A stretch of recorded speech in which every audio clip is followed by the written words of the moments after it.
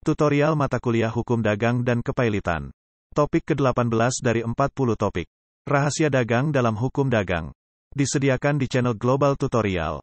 Rahasia dagang merupakan persoalan hak kekayaan intelektual yang cukup rumit. Secara sederhana, rahasia dagang adalah informasi yang tidak diketahui secara umum atau diketahui secara terbatas oleh pihak-pihak tertentu tentang hal-hal yang menyangkut dagang. Oleh karena itu, informasi dagang ini perlu dilindungi kerahasiaannya. Alasan pentingnya perlindungan rahasia dagang adalah secara moral penting untuk memberikan penghargaan kepada pihak yang menemukan objek dari rahasia dagang dan penting untuk memberikan imbalan atau kompensasi secara materi kepada pihak penemu tersebut. Perlindungan rahasia dagang diberikan apabila suatu informasi dianggap bersifat rahasia. Rahasia artinya suatu informasi yang tidak diketahui secara umum. Informasi dianggap dijaga kerahasiaannya apabila pemilik atau para pihak yang menguasainya telah melakukan langkah-langkah yang layak dan patut. Layak dan patut adalah semua langkah yang memuat ukuran kewajaran, kelayakan, dan kepatutan yang harus dilakukan. Misalnya, dalam suatu perusahaan, ada prosedur baku cara penyimpanan dokumen-dokumen rahasia. Menurut Saidin, terdapat 6 prinsip dasar rahasia dagang yang dapat ditemukan secara umum. 1. Untuk memperoleh perlindungan hukum informasi harus bersifat rahasia. 2. Tergugat harus berkeyakinan bahwa penggugat menjaga kerahasiaan suatu informasi. 3. Harus ada penggunaan informasi rahasia tanpa izin dari penggugat yang dilakukan oleh tergugat. 4. Penggunaan tanpa izin atas informasi harus mengakibatkan kerugian terhadap tergugat. 5. Pengungkapan informasi rahasia dapat dibenarkan demi kepentingan umum dalam keadaan tertentu. 6. Berbagai upaya hukum dapat diterapkan melalui pengadilan. Di samping istilah rahasia dagang, ada juga istilah know-how dan rahasia perusahaan. Istilah know-how digunakan berkaitan dengan pengetahuan yang bersifat rahasia yang diterapkan pada produksi dan komposisi bahan-bahan untuk membuat produk, cara atau metode produksi, dan distribusi produk-produk atau pemberian jasa-jasa oleh perusahaan. Sementara itu, rahasia perusahaan adalah rahasia dagang yang terdiri atas informasi yang bersifat rahasia, dan fakta-fakta yang disimpan mengenai perusahaan, contohnya rahasia mengenai daftar langganan dan pemasok, penjualan produk, serta harga dan informasi keuangan mengenai perusahaan. Terdapat berbagai macam istilah yang digunakan untuk merujuk pada konsep dan pengertian rahasia dagang. Perjanjian TRIPS menyebutnya sebagai undisclosed information, Inggris menyebutnya sebagai confidential information, Amerika Serikat menyebutnya sebagai trade secret, Indonesia menyebutnya sebagai rahasia dagang. Istilah yang dipakai dalam bahasa Indonesia merupakan alih bahasa dari trade secret yang penerapannya hanya diberlakukan pada informasi teknologi dan bisnis. Peraturan perundang-undangan yang mengatur rahasia dagang dan berlaku pada saat ini di Indonesia adalah Undang-Undang Nomor 30 Tahun 2000 tentang Rahasia Dagang. Perlindungan terhadap rahasia dagang. Secara garis besar, terdapat 2 bentuk pendekatan yang digunakan oleh negara-negara untuk memberikan perlindungan terhadap rahasia dagang. Pertama adalah Common Law Approach dan kedua adalah Statutory Approach.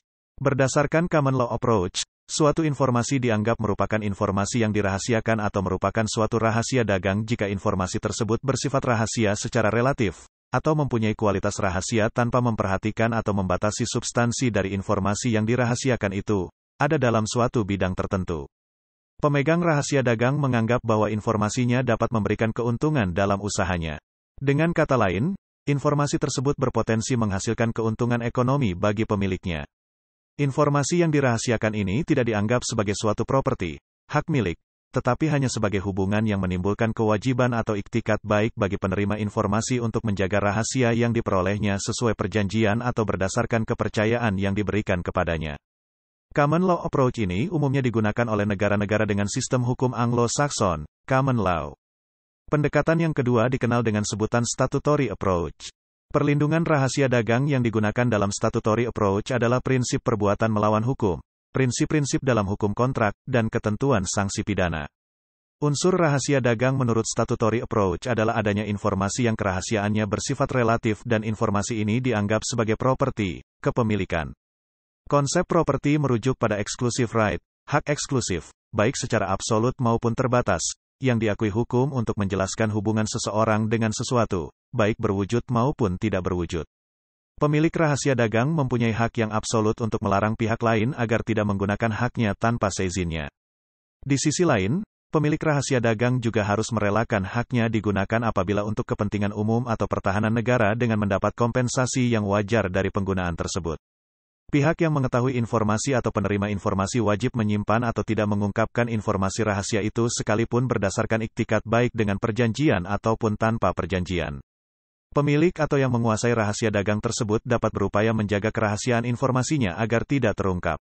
Perlindungan rahasia dagang sebelum Undang-Undang Nomor 30 Tahun 2000. Sebelum berlakunya Undang-Undang Nomor 30 Tahun 2000, ketentuan yang terkait dengan rahasia dagang sudah diatur dalam peraturan perundang-undangan di Indonesia. Namun demikian, ketentuan-ketentuan ini tidak terkodifikasi dalam satu peraturan perundang-undangan. Di Indonesia, rahasia atau informasi yang dirahasiakan juga diatur dalam ketentuan pidana, yaitu dalam Kitab Undang-Undang Hukum Pidana, selanjutnya disebut sebagai KUHP. Ketentuan tersebut terdapat dalam pasal 382 bis, 322, dan 323 KUHP, sedangkan khusus terhadap rahasia negara diatur dalam pasal 112-115 KUHP. Masing-masing pasal tersebut mengatur sebagai berikut. A. Pasal 322 KUHP, mewajibkan menyimpan rahasia menurut jabatan atau pekerjaannya. Tidak ada juga penjelasan kriteria mengenai rahasia menurut jabatan atau pekerjaan. Komentar R. Susilo, atas pengertian rahasia yang diatur dalam pasal 322 KUHP ini, adalah barang sesuatu yang hanya diketahui oleh yang berkepentingan, sedangkan lain orang belum mengetahuinya. B. Pasal 323 KUHP, mengatur ketentuan pidana bagi karyawan di suatu perusahaan. Seorang karyawan di suatu perusahaan kerajinan atau pertanian wajib untuk merahasiakan hal-hal khusus tempat ia bekerja atau dahulu bekerja. Apabila ia dengan sengaja memberitahukan hal-hal khusus tersebut, ia dapat dikenakan sanksi pidana berdasarkan pengaduan pengurus perusahaan tersebut. C. Pasal 382 bis KUHP, mengatur ketentuan pidana bagi siapa yang mendapatkan, melangsungkan, atau memperluas hasil perdagangan atau perusahaan milik sendiri atau orang lain serta melakukan perbuatan curang untuk menyesatkan halayak umum atau seorang tertentu. D. Pasal 112 KUHP, mengatur bahwa seseorang wajib untuk menyimpan surat-surat, berita-berita atau keterangan-keterangan yang diketahuinya bahwa harus dirahasiakan untuk kepentingan negara. Pelanggaran terhadap kewajiban tersebut diancam pidana apabila dengan sengaja dilakukannya dengan memberitahukan atau memberikannya kepada negara asing. E. Pasal 113 KUHP, mengatur ketentuan pidana bagi pelanggaran berdasarkan kesengajaan atas informasi yang bersifat rahasia dan bersangkutan dengan pertahanan atau keamanan Indonesia terhadap serangan dari luar. F. Pasal 114 KUHP, mengatur bahwa ketentuan pidana bagi pelanggaran akibat kelalaian seseorang karyawan yang menyebabkan orang lain dapat mengetahui informasi atau rahasia negara sebagaimana dimaksud dalam pasal 113 KUHP. G. Pasal 115-106 KUHP, mengatur ketentuan pidana atas pelanggaran kewajiban seseorang untuk menyerahkan informasi rahasia negara sebagaimana dimaksud dalam pasal 113 KUHP kepada pejabat kehakiman, kepolisian, atau pamong praja jika informasi atau rahasia negara tersebut jatuh ke tangannya dengan tidak membuat salinan apapun. Selain ketentuan-ketentuan pidana yang tertera dalam KUHP sebagaimana disebutkan, pengaturan perlindungan informasi yang dirahasiakan terbatas dalam perjanjian dan pasal 1365 BW, yaitu ketentuan yang mengatur soal perbuatan melanggar hukum. Selain itu, terdapat keanekaragaman penentuan kriteria informasi yang harus dirahasiakan yang tersebar dalam beberapa ketentuan. Ketentuan-ketentuan tersebut sebagai berikut. A. Pasal 40 Undang-Undang Nomor 10 Tahun 1998 tentang perubahan atas Undang-Undang Nomor 7 Tahun 1992 tentang perbankan, menentukan bahwa rahasia bank adalah keterangan nasabah penyimpan dan simpanannya yang tercatat pada bank. B. Pasal 23 Undang-Undang Nomor 5 Tahun 1999 tentang larangan praktik monopoli dan persaingan usaha tidak sehat, mengatur larangan mendapatkan rahasia perusahaan yang dapat mengakibatkan terjadinya persaingan usaha tidak sehat.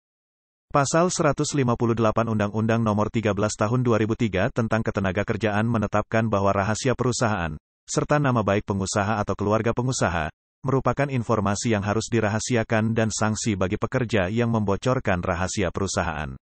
Perlindungan rahasia dagang setelah Undang-Undang Nomor 30 Tahun 2000. Pada tahun 1994, Indonesia melakukan Agreement Establishing the World Trade Organization, Persetujuan Pembentukan Organisasi Perdagangan Dunia atau WTO, melalui Undang-Undang Nomor 7 Tahun 1994. Dalam Agreement Establishing the World Trade Organization, terdapat lampiran 1C yang salah satunya terdiri atas Agreement on Trade-Related Aspects of Intellectual Property Right, disebut dengan Persetujuan TRIPS. Dengan meratifikasi Agreement Establishing the World Trade Organization, Indonesia secara otomatis menjadi negara anggota World Trade Organization, selanjutnya disebut dengan WTO, dan tidak hanya terikat dengan ketentuan dari persetujuan tersebut, tetapi juga terikat dengan ketentuan persetujuan TRIPS. Hal ini disebabkan, Agreement Establishing the World Trade Organization dan persetujuan TRIPS merupakan satu kesatuan yang tidak terpisahkan.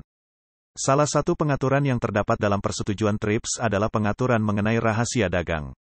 Seluruh negara anggota WTO wajib memiliki peraturan perundang-undangan nasional mengenai rahasia dagang. Dengan latar belakang inilah, Indonesia mengeluarkan Undang-Undang Nomor 30 Tahun 2000. Dengan lahirnya Undang-Undang Nomor 30 Tahun 2000, undang-undang ini dapat dianggap sebagai lex specialis derogat legi generali, dari ketentuan-ketentuan yang sudah ada sebelumnya karena secara khusus mengatur informasi rahasia yang berupa rahasia dagang. Undang-Undang Nomor 30 Tahun 2000 mendefinisikan rahasia dagang sebagai informasi yang tidak diketahui oleh umum di bidang teknologi atau bisnis, mempunyai nilai ekonomi, karena berguna dalam kegiatan usaha, dan dijaga kerahasiaannya oleh pemilik rahasia dagang. Berdasarkan rumusan dalam Undang-Undang Nomor 30 Tahun 2000, dapat ditarik suatu pengertian bahwa rahasia dagang terdiri atas unsur-unsur sebagai berikut. A. Adanya informasi. B. Informasi tersebut merupakan informasi yang tidak diketahui oleh umum. C. Informasi tersebut berada dalam lapangan teknologi atau bisnis. D. Informasi tersebut harus memiliki nilai ekonomis karena berguna dalam kegiatan usaha. E. Informasi tersebut harus dijaga kerahasiaannya oleh pemiliknya. Dalam Undang-Undang Nomor 30 Tahun 2000, diatur bahwa ruang lingkup perlindungan rahasia dagang meliputi A. Metode produksi. B. Metode pengolahan. C. Metode penjualan. D. Informasi lain di bidang teknologi atau bisnis yang memiliki nilai ekonomi dan tidak diketahui oleh masyarakat umum. Dari ketentuan di atas, perlindungan yang diberikan berdasarkan Undang-Undang Nomor 30 Tahun 2000 adalah perlindungan untuk metode produksi, metode pengolahan, metode penjualan, atau informasi lain di bidang teknologi atau bisnis. Dengan demikian, perlindungan rahasia dagang berdasarkan Undang-Undang Nomor 30 Tahun 2000 ini tidak diberikan pada produk barang atau jasa. Pengertian rahasia dagang ini dibedakan dari pengertian tentang hak rahasia dagang yang diatur dalam rumusan angka 2 pasal 1 Undang-Undang Nomor 30 Tahun 2000, yaitu hak rahasia dagang adalah hak atas rahasia dagang yang timbul berdasarkan undang-undang ini. Dengan memiliki hak rahasia dagang ini, pemilik rahasia dagang atau pemegang hak rahasia dagang memiliki hak untuk A. Menggunakan sendiri rahasia dagang yang dimilikinya.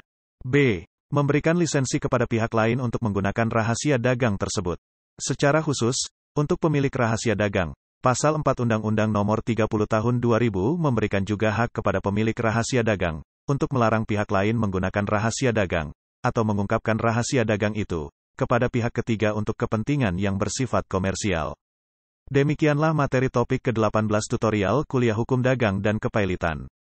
Channel Global Tutorial akan sangat membantu masyarakat umum dan para mahasiswa yang sedang atau ingin kuliah di universitas terbuka, atau kuliah di perguruan tinggi manapun di Indonesia. Ratusan video tutorial S1 Ilmu Hukum, S1 Ilmu Pemerintahan, S1 Ilmu Komunikasi, S1 Ilmu Manajemen, S1 Ilmu Administrasi dan lainnya disajikan di Global Tutorial. Video tutorial dituturkan dan disubtitelkan agar dapat ditonton, dibaca sambil didengarkan. Jangan khawatir jika tidak langsung paham. Untuk pemahaman yang lebih baik, putar dan dengarkan video tutorial berulang-ulang. Subscribe dan like, agar Anda mendapatkan update tutorial lainnya.